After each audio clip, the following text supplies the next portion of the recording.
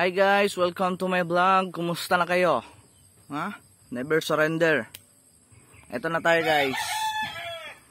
Magawa tayo ng kulungan ng manok.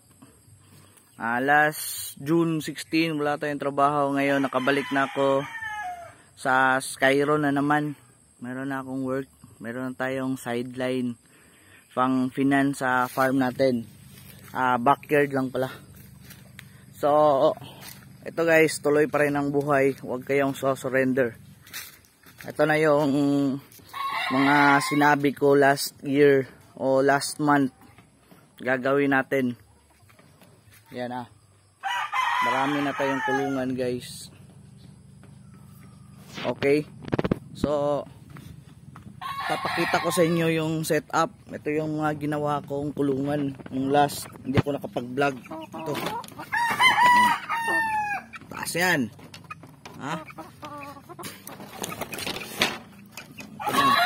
Puno to lahat guys. Puno to lahat. Merong laman yan lahat. Merong laman yan.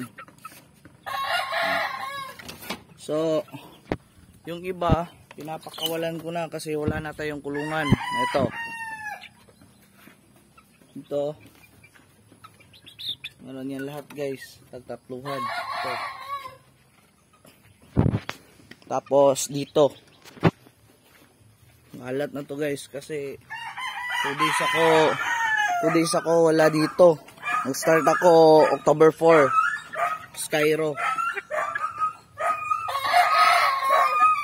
Yan, ito yung breeding pen natin. Ito yung bagong gawa kong kulungan. Ito. Bago to guys, bago. Yan. Tapos dito. Ito yung mga yon si Boy Imo.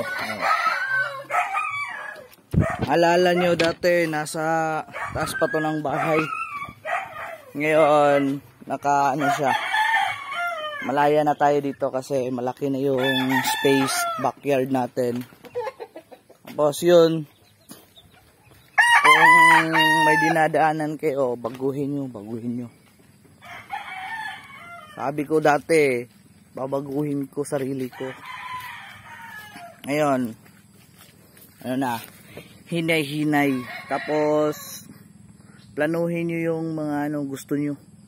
Hindi naman makukuha agad-agad yan. Hinay-hinay lang. Basta, never surrender. Andyan si bossing sa itaas. Tawagin nyo lang. Rakan.